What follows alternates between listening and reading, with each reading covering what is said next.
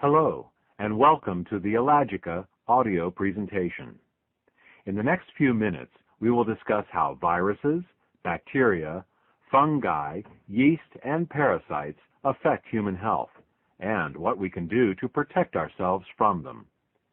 This entire project was actually inspired by a phone call I received from my wife when she was visiting her parents several thousand miles away. She told me that our eldest son had suddenly come down with a high fever, sore throat, and swollen glands. She asked me what I thought might be going on. I told her he either had a viral or a bacterial infection, most likely strep throat.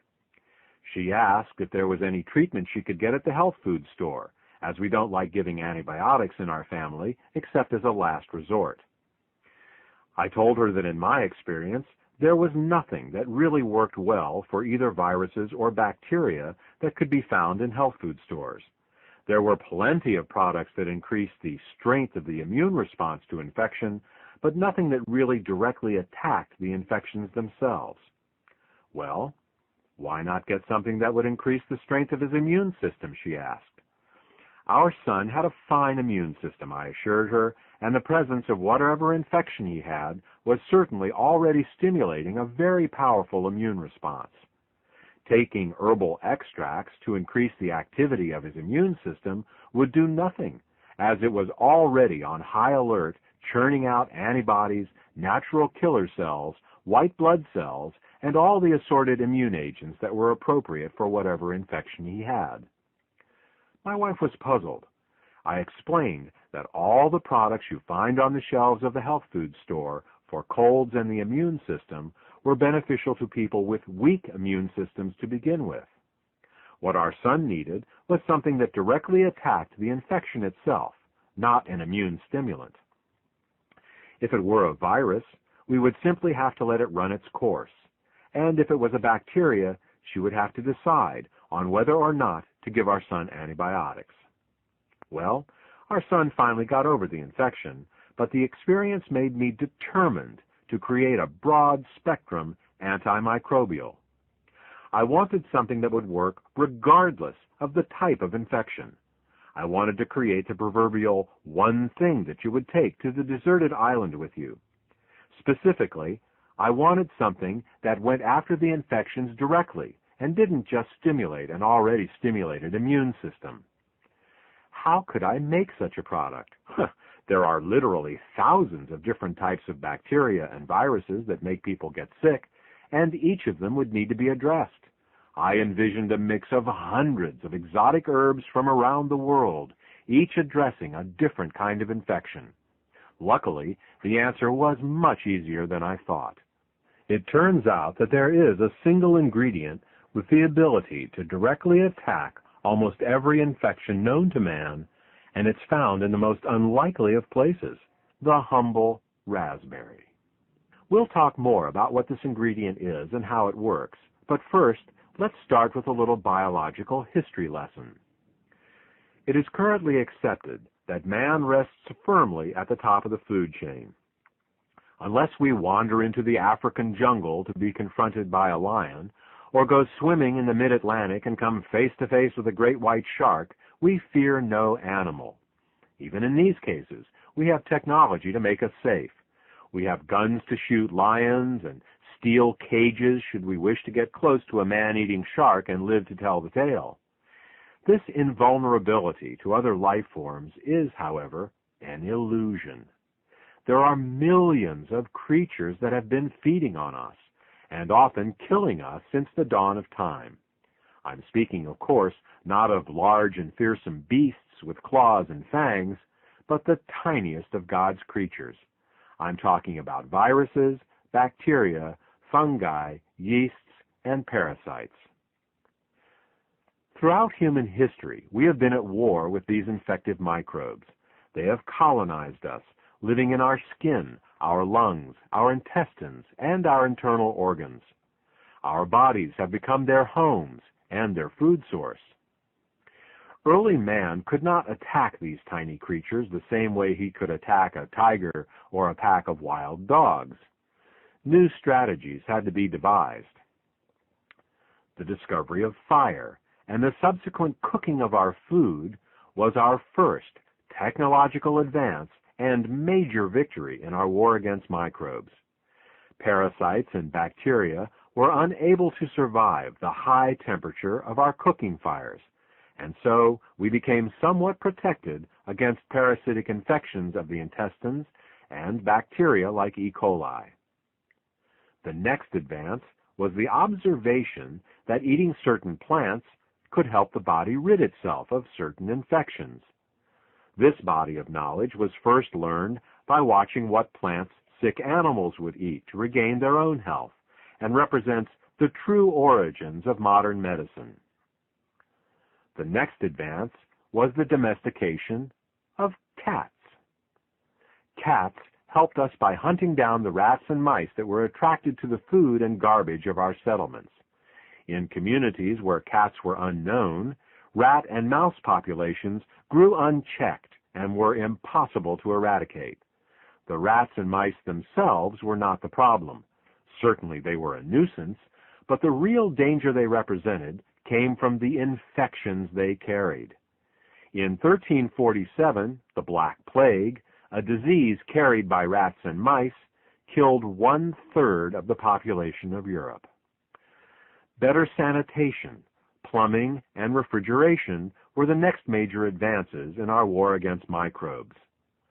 Piles of garbage in early human settlements attracted swarms of flies and other disease-carrying insects. Instead of human waste and refuse being thrown out of the window onto the streets, indoor plumbing and garbage removal services were instituted.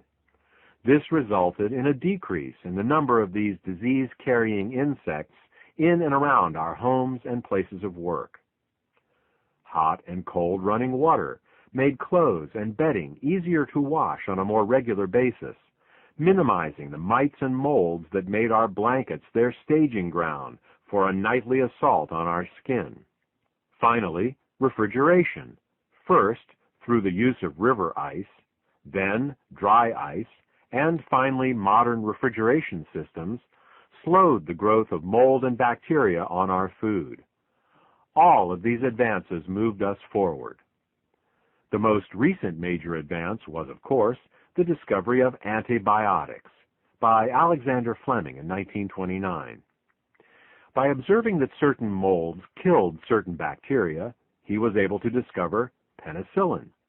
This led to both a deeper understanding of bacteria in general and also to an entire industry dedicated to searching out new and more effective ways to kill bacteria. We've come a long way in our understanding of microbes and our abilities to deal with them. Modern man lives in a mostly disease-free state. Still, the question remains, can we do better? Can we decrease the number of and severity of childhood infections? Can we prevent or shorten the length of the common cold? Can we rid ourselves of the chronic infections that make their homes in us?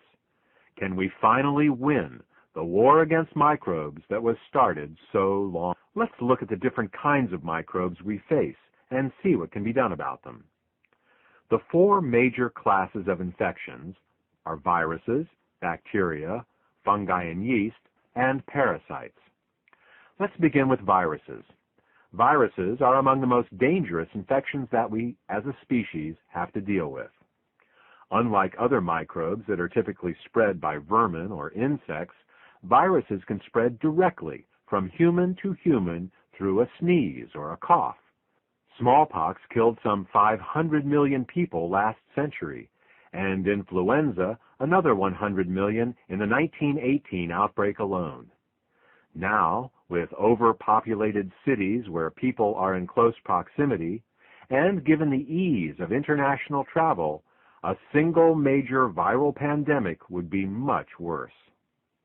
According to the Centers for Disease Control, if another major influenza pandemic were to occur today, estimates are for 1 billion dead. While researchers work furiously to develop antiviral drugs, a truly effective broad-spectrum antiviral medication still eludes them. But we don't need to look to the apocalyptic to see the effects of viruses. Viruses are vastly underestimated as a cause of chronic disease today. It's not just the millions who currently suffer from viral infections, such as hepatitis C, AIDS, and herpes that are affected, but the average man and woman on the street. Everyone, without exception, is infected with the Epstein-Barr, cytomegalovirus, and herpes viruses. Most people are strong enough to keep these viruses from being much more than a low-grade nuisance, but they slowly eat away at our vitality, taking advantage of us when we are tired or under the weather. They are among the many opportunistic infections that wait for us to let our guard down. What is also generally unknown is that many of the conditions currently considered to be genetic in nature are in fact viral in origin. How does this mix-up happen? Firstly, viral infections are virtually impossible to detect, so unless you know exactly what you are looking for, you are likely to miss them. Secondly, viral infections also have the ability to cause genetic mutations in our DNA. Thus, in some cases, the genetic mutation that a scientist points to as the cause of a disease is actually the result of a virus he cannot detect. Many people today who are told that they have incurable genetic diseases actually have very curable viral infections. If you are dealing with a disease of unknown or genetic origin, or are just feeling run down, odds are you're dealing with a virus. Even though modern medicine has yet to come up with a truly effective broad-spectrum antiviral medication, there is a natural way to directly attack viruses. First, you need to understand a little bit about how viruses work. Unlike all other life forms, viruses are unable to reproduce on their own. Viruses reproduce by commandeering the machinery of our own cells, turning them into virus-making machines. Our own cells end up making the very viruses that can make us even sicker. While this is a very clever strategy for the virus, it does have one exploitable weakness. In order for a virus to reproduce and make us sick, it must first enter our cells. As long as it stays outside our cells, it can't hurt us. This is where we should focus. How can we keep a virus from entering our cells in the first place? It turns out that many viruses use an enzyme called integrase to get inside of our cells. If we can inhibit the integrase enzyme, then many viruses won't be able to get inside our cells to reproduce. Now, back to our friend the raspberry. Elagic acid, a compound made from raspberries, does just what we are looking for in our fight against viruses. Elagic acid is an integrase inhibitor. If we take elagic acid, we will be able to inhibit many viruses, known and unknown, from entering our cells and reproducing. Now let's turn our attention to bacteria. The antibiotic revolution made once feared diseases like tuberculosis, staph, and strep manageable and often curable. Well, at least they used to be. Massive overuse of antibiotics in hospitals and in livestock management has given rise to the superbug. The superbug is antibiotic resistant and very aggressive. The very bacteria we once thought we had beaten are now making a comeback and threatening to wreak havoc around the globe. Right now, 2 billion people in the world, or roughly a third of the world's population, have tuberculosis, and antibiotic-resistant staph and strep run unchecked through our hospitals, often infecting and sometimes killing patients who come in for routine operations. This is understandable. Bacteria reproduce so quickly and mutate so easily that developing resistance to any particular antibiotic drug was only ever just a matter of time. What we need is a way to stop all bacteria, not just one type or another. Moreover, we need to find a way to stop bacteria at a level that they cannot mutate around. The deepest level of any life form is its DNA. Is there a way to affect bacterial DNA without harming ourselves? It turns out that there is. Bacteria, like most life forms, coil their DNA molecule into a very tight ball. This coiling is required to fit the sometimes 10-foot-long DNA strand into a tiny bacterial cell. That's right, DNA can be up to 10 feet long, and it has to fit in a cell 30 million times smaller than its length. Now, what would happen if we were able to uncoil that DNA strand? What if we could pull on it like the loose string on a knitted sweater? You guessed it, the whole coil would unravel. When the DNA is coiled up, the information is accessible, but in an uncoiled state, the DNA would be unreadable. In this state, the bacteria wouldn't have the information required to run its basic life processes. In other words, the bacteria would die. Here's an analogy to illustrate how this works. Imagine that you want to build your first house by yourself.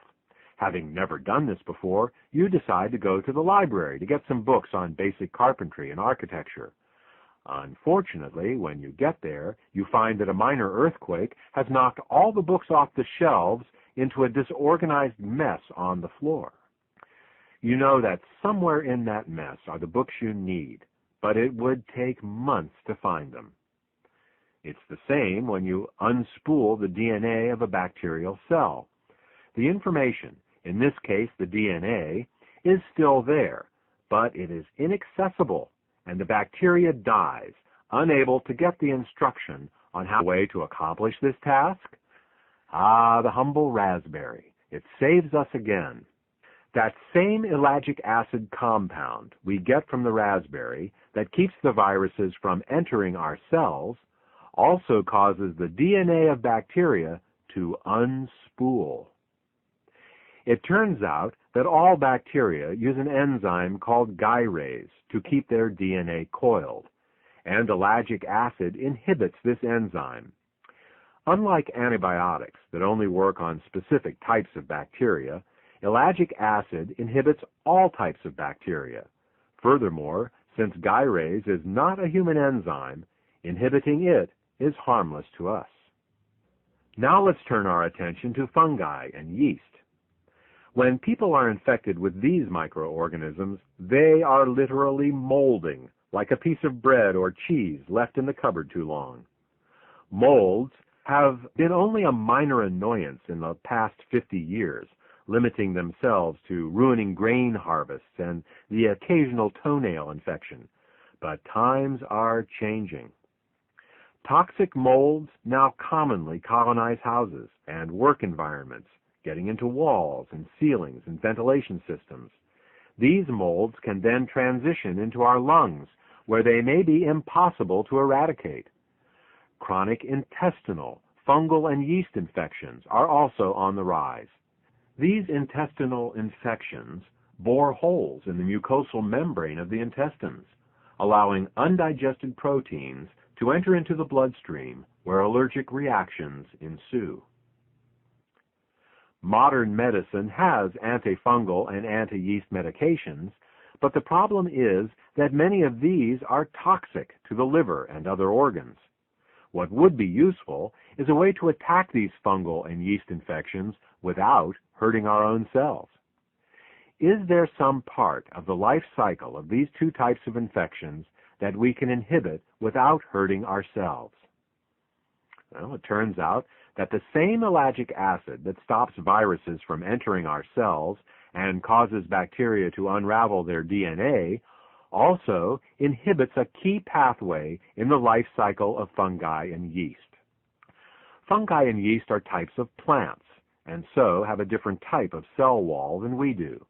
Whereas our cell walls are made up of proteins and fats and are soft and pliable, their cell walls are made up of sugars, one of which is called chitin. This chitin is made with the help of an enzyme called chitin synthase 2, and fortunately for us, ellagic acid inhibits it. Without the ability to produce chitin, fungi and yeast cannot grow or reproduce, and given time, will die. And unlike common antifungal and anti-yeast drugs, ellagic acid has no known toxicity to our own cells. Since chitin synthase 2 is not a human enzyme, inhibiting it is harmless to us. The last type of infection to address is that of parasites. Many think that only third world inhabitants are at risk for parasites, but in fact, virtually everyone has some degree of parasitic infestation. Going to restaurants, owning animals, or traveling abroad virtually guarantees some degree of parasitic infestation.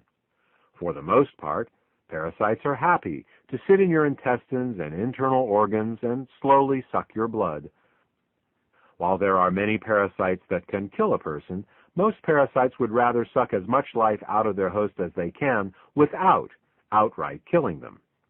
Parasites are the largest, smartest, and most evolved of the 4 infectious types, and so it makes sense that they have the best survival strategies. Unfortunately, most antiparasitic drugs have side effects worse than the symptoms of the original parasite itself. Is there some way we can deal with parasitic infections without hurting ourselves in the process? Again, ellagic acid and the raspberry come to our rescue. While the exact mechanism of how ellagic acid kills parasites is not fully known, it has proven itself against a number of different parasites. Current scientific thought suggests it has something to do with the glutathione reductase pathway, but that is beyond the scope of this presentation. This concludes our discussion regarding how ellagic acid can be used to suppress viruses, bacteria, fungi, yeast, and parasites. There is one more condition that ellagic acid has shown positive results with that we will discuss here, and that is cancer. In fact, if you look in the scientific literature, ellagic acid is better known for its ability to fight cancer than anything else. While there are several different ways in which ellagic acid both protects against cancer and helps fight against cancers that have already formed, the one we will discuss here is its ability to cause cancer cells to self-destruct. The technical term for this is apoptosis. Whenever a cell becomes cancerous, our DNA sends it a signal to self-destruct. This is one of the most powerful safeguards we have in preventing cancer, and it works the majority of the time. Unfortunately, it only takes one cancer cell capable of blocking this signal for a tumor to form. It is specifically those cells that are capable of overriding the self-destruct signal from the DNA that continue to grow and eventually form tumors. What ellagic acid does is to powerfully reinstate the self-destruct signal in cancerous and precancerous cells. Unlike chemotherapy, which damages healthy and cancerous cells alike, apoptosis, or cell self-destruction, only applies to cancer cells and other damaged cells that are no longer useful or safe to have in the body. There are other ways in which ellagic acid supports the body in dealing with cancer, including protecting our DNA from mutagenic chemicals, causing the growth cycle arrest of cancer cells, and protecting the cellular regulatory gene p53, but again, these are beyond the scope of this presentation. Ellagic acid is truly a remarkable compound. It inhibits viruses, bacteria, fungi, yeast, and parasites. It helps support the body in its fight against cancer. Ellagic acid is truly the one thing you would take with you to the proverbial deserted island. I hope this information has been useful for you. For more information about ellagic acid, or to order Ellagica, a USP-grade ellagic acid supplement, contact the healthcare provider who gave